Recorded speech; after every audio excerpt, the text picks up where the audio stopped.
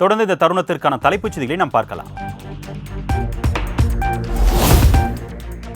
10,000 கோடி ரூபாய் கொடுத்தாலும் தேசிய கல்விக் கொள்கையை அமல்படுத்த முடியாது என்று முதலமைச்சர் மு க ஸ்டாலின் திட்டவட்டம். பொருளாதார ஆய்வறிக்கையில் பாராட்டிவிட்டு மறுபக்கம் நிதி தர மறுப்பதாக விமர்சனம். இந்த திட்டத்தில் கையெழுத்து போட்டாதான் 2,000 கோடி ரூபாய் கிடைக்கும். 10,000 கோடி ரூபாய் பணம் கிடைக்கும் சொன்னாலும் நாங்கள் கையெழுத்து போட மாட்டோம். 2,000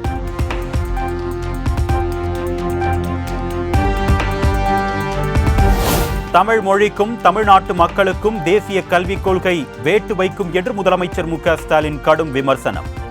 ஹிந்தியை திணிக்க முயன்றால் தமிழனின் தனி குணத்தை பார்க்க நேரிடும் என்று முதலமைச்சர் எச்சரிக்கை. நிதியை தர மறுக்கிறாங்க. தேசிய கல்விக் கொள்கை என்பது சமூக நிதிக்கு வேட்டு வைக்கிற கொள்கை, தமிழுக்கு வேட்டு வைக்கிற கொள்கை, தமிழர்களுக்கு தமிழ்நாட்டுக்கு தமிழ் மக்களுக்கெல்லாம் வேட்டு வைக்கிற கொள்கை. நம்ம குழந்தைகளின் எதிர்காலத்துக்கு இது ஆபத்து.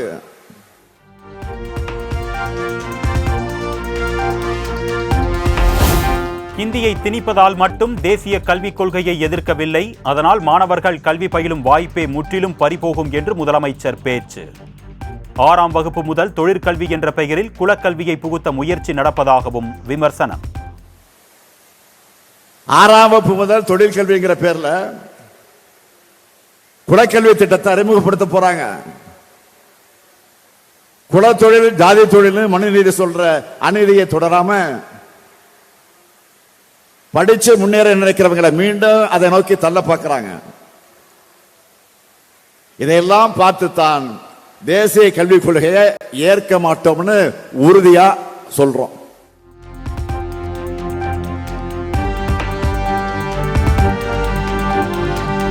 சில 1000 பேர் பேசும் சமஸ்கிருதத்திற்கு 1488 கோடி, 8 கோடி பேர் பேசும் தமிழுக்கு வெறும் 74 கோடி. இதுதான் மத்திய அரசு தமிழ் மீது வைத்திருக்கும் அக்கறை என்று முதலமைச்சர் மு க ஸ்டாலின் விலாசல். உங்களுக்கு நல்லா கேளுங்க. சமஸ்கிருத மொழி வளர்ச்சிக்கு ஒன்றிய அரசு ஒதுக்கின நிதி எவ்வளவு தெரியுமா? 1488 கோடி ரூபாய்.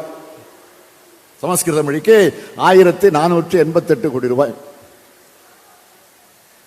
அந்த மொழியை பேசுறவங்க இந்த நாட்டில் சில ஆயிரம் பேர் தான். 8 கோடி மக்கள் பேசுற நம் தமிழ் மொழி வளர்ச்சிக்கு ஒதுக்கின நிதி எவ்வளவு தெரியுமா? வெறும் 74 கோடி ரூபாய்.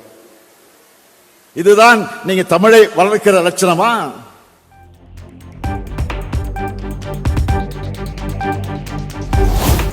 ஒவ்வொரு மாணவரும் தமிழகத்தின் சொத்து என்ற நினைப்புடன் வளர்த்து வருவதாக முதலமைச்சர் பேச்சு.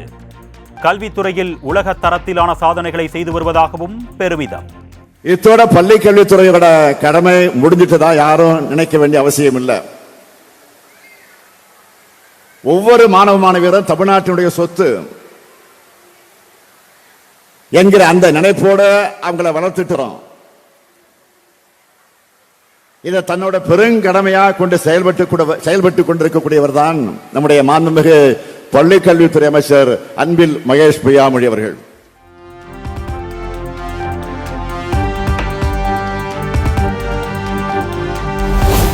அப்பா என்ற பெயரில் புதிய செயலியை வெளியிட்டார் முதலமைச்சர் மு க ஸ்டாலின். தமிழ்நாடு பெற்றோர் ஆசிரியர் கழக செயலி, விழாமலர் ஆகியவற்றையும் வெளியிட்டார்.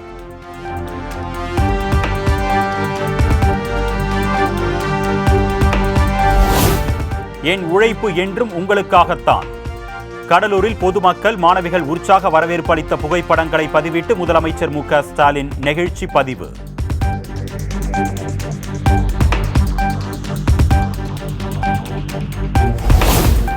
தமிழக வெற்றி கழகத்தின் 1ஆம் ஆண்டு விழா கூட்டத்திற்கு சுமார் 2000த்திற்கும் அதிகமான நிர்வாகிகளுக்கு அழைப்பு விடுக்க முடிவு. நிகழ்ச்சியில் பங்கேற்க உள்ளவர்களுக்கு உடனடியாக அனுமதி சீட்டு வழங்க விஜய் உத்தரவு.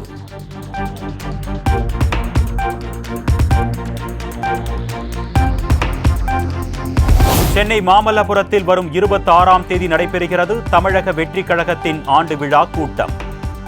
செங்கல்பட்டு மாவட்ட காவல் கண்காணிப்பாளர் அலுவலகத்தில் தாவேகா நிர்வாகிகள் மனு அளித்திருந்த நிலையில் இதுவரை அனுமதி வழங்கப்படவில்லை.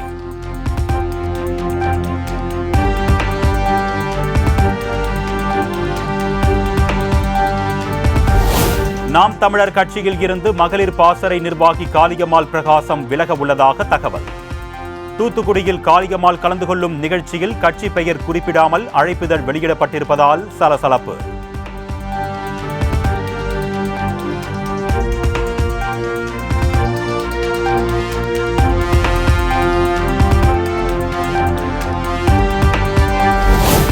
நாம் தமிழர் கட்சியில் இருந்து விருப்பம் இல்லாதவர்கள் வெளியேறலாம் என்று அக்கட்சியின் தலைமை ஒருங்கிணைப்பாளர் சீமான் திட்டவட்டம்.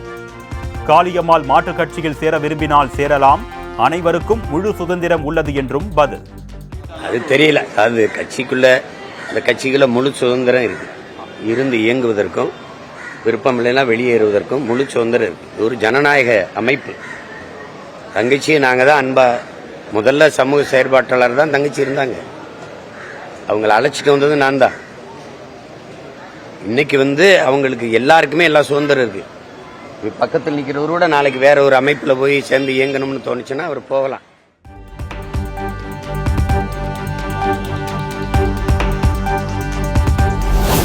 இலையுதிர் காலம் போல எங்கள் கட்சிக்கு இது கலையுதிர் காலம். நாதகாவில் இருந்து நிர்வாகிகள் விலகி வருவது குறித்து சீமான் பதில். உங்களுக்கு தெரியும் நினைக்கிறேன், பருவ காலங்களில் இலையுதிர் காலம்னு ஒன்று இருக்கும். அது மாதிரி எங்க கட்சிக்கு இது கலையில் உதிர் காலம். அப்படி திடீர்னு வருவாங்க போவாங்க. என்ன இப்போலாம் முன்னைக்கு இப்ப வெளியில போனா நீங்க எல்லாம் எடுத்து ஒரு பேச்சு மாதிரி போடுறதுனால கேள்வி கேட்கறதுனால எல்லாரும் ஒரு கடிதத்தை எழுதி வச்சுட்டு போறாங்க.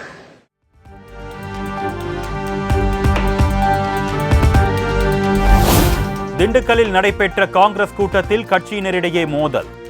சேர்களை தூக்கி வீசியும் பேனர்களை கிழித்தும் மோதிக்கொண்டதால் பரபரப்பு.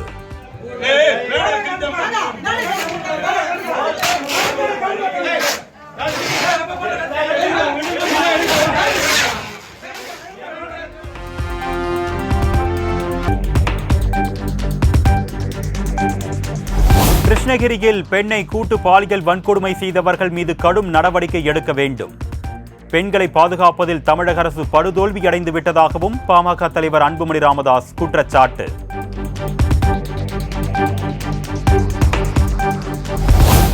ஆயுள் தண்டனை கைதிகளை முன்கூட்டியே விடுதலை செய்ய தகுதி இழக்க செய்யும் விதிகளை மறு ஆய்வு செய்ய இதுவே தக்க தருணம். உச்சநீதிமன்ற உத்தரவை சுட்டிக்காட்டி தமிழக அரசுக்கு சென்னை உயர்நீதிமன்றம் அறிவுரை.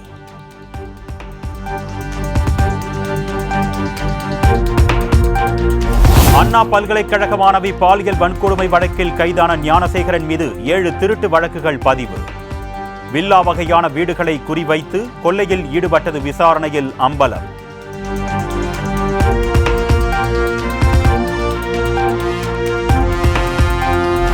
திருப்பூர் மாவட்டம் அவிநாசி அடுத்த கருவலூரில் சொத்து தகராறில் பெரியப்பாவை கொன்று துண்டு துண்டாக வெட்டி மகன் வெறிச்செயல். மூட்டைகளில் கட்டி குளத்தில் வீசப்பட்ட உடலை தேடும் பணி தீவிரம்.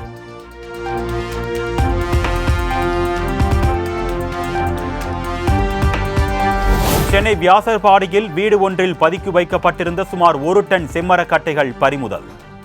ஆந்திராவைச் சேர்ந்த 2 மூலம் செம்மரக்கட்டைகளை காரில் கடத்தி வந்த ரசூல் என்பவர் கைது.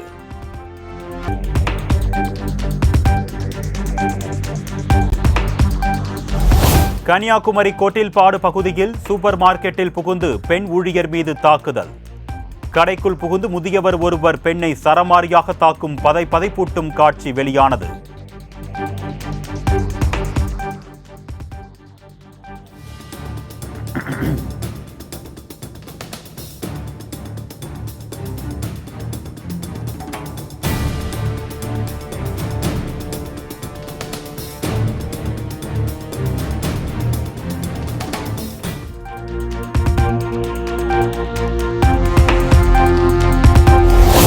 சென்னை வேளச்சேரியில் போலி ஆவணம் மூலம் நில மோசடியில் ஈடுபட்டதாக புகார். 2 கோடி ரூபாய் நிலத்தின் பேரில் கடன் பெற்றதாக காஞ்சிபுரம் அதிமுக செயலாளர் ரவி என்பவரை கைது செய்த போலீசார்.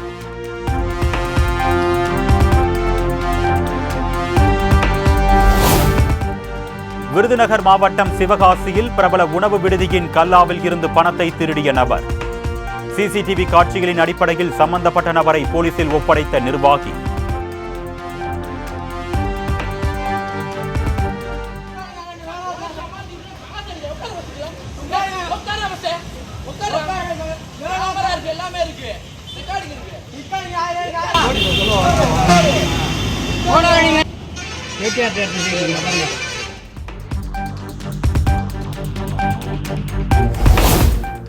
சிவகாசி அடுத்த செங்கமல நாச்சியார்புரத்தில் செயல்பட்டு வரும் தீப்பெட்டி தொழிற்சாலையில் திடீர் தீ விபத்து.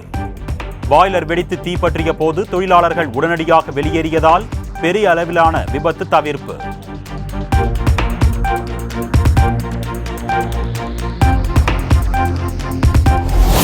கிருஷ்ணகிரி மாவட்டம் ஓசூர் பர்னிச்சர் தயாரிக்கும் தொழிற்சாலையில் திடீர் தீ விபத்து.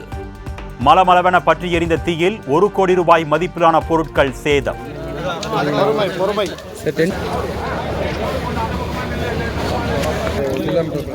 எப்படி ஆனதுன்னு தெரியல.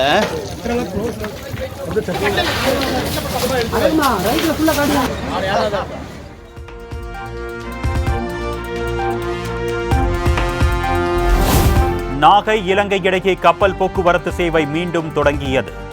செவ்வாய்க்கிழமை தவிர்த்து வாரத்தின் 6 நாட்களும் கப்பல் இயக்கப்படும் என அறிவிப்பு.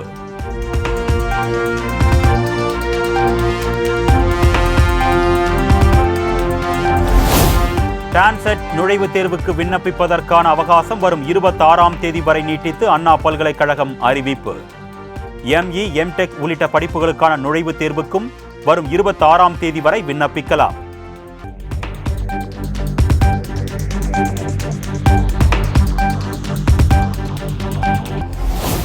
ஹிந்தி கற்க விரும்பும் தமிழர்களை திமுக எதிர்க்க முடியாது.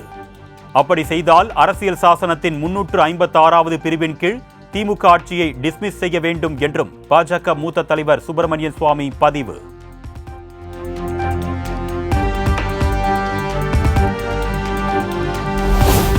உத்தரப்பிரதேச மாநிலம் பிரயாக்ராஜில் நடைபெற்று வரும் கும்பமேளாவில் புனித நீராடினார் மத்திய அமைச்சர் JB நட்டா. திரிவேணி சங்கமத்தில் குடும்பத்தினருடன் கூடி நீராடி வழிபாடு.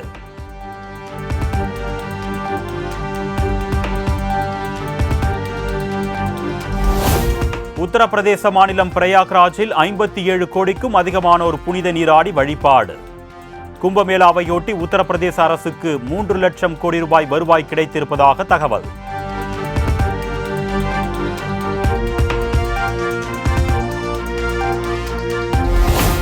டெல்லியில் முதல் 100 நாட்களில் தேர்தல் வாக்குறுதிகளை நிறைவேற்ற பாஜக அரசு தீவிரமாக செயல்படும். கோடைக்கால தேவையான தண்ணீர் மற்றும் மின்சார தேவைக்கு முன்னுரிமை அளிக்கப்படும் என்றும் முதலமைச்சர் ரேகா குப்தா திட்டவட்டம்.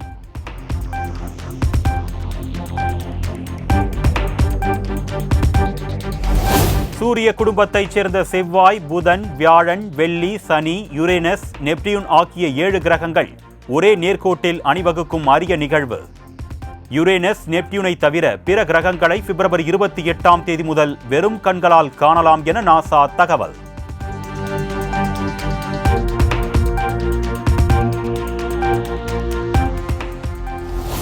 நாட்டுடைமையாக்கப்பட்ட தமிழ்நாடு மற்றும் புதுச்சேரி மீனவர்களின் படகுகளை ஏலம் விட இலங்கை அரசு திட்டம். ஏற்கனவே 2020இல் பறிமுதல் செய்யப்பட்ட படகுகள் ஏலம் விடப்பட்ட நிலையில் கடந்த ஆண்டு பிடிபட்ட படகுகளையும் ஏலம் விட இருப்பதாக தகவல்.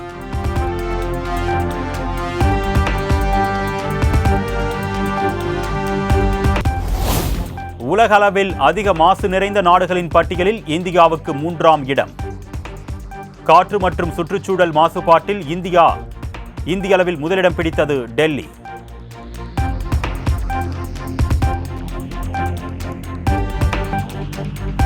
ICC சாம்பியன்ஸ் டிராபி போட்டியில் இங்கிலாந்து அணிக்கு எதிரான ஆட்டத்தில் ஆஸ்திரேலியா பந்து வீச்சு தேர்வு.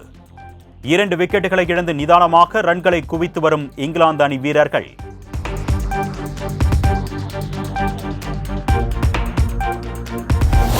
பாகிஸ்தானுக்கு எதிரான சாம்பியன்ஸ் டிராபி கிரிக்கெட் போட்டியில் இந்திய அணி வெற்றி பெற வாழ்த்துக்கள். நமது வீரர்களின் சிறந்த செயல்பாடுகளை காண தொலைக்காட்சி முன்பு ஆவலுடன் காத்திருப்பதாக ஒலிம்பிக் வீராங்கனை மனு பாக்கர் மகிழ்ச்சி.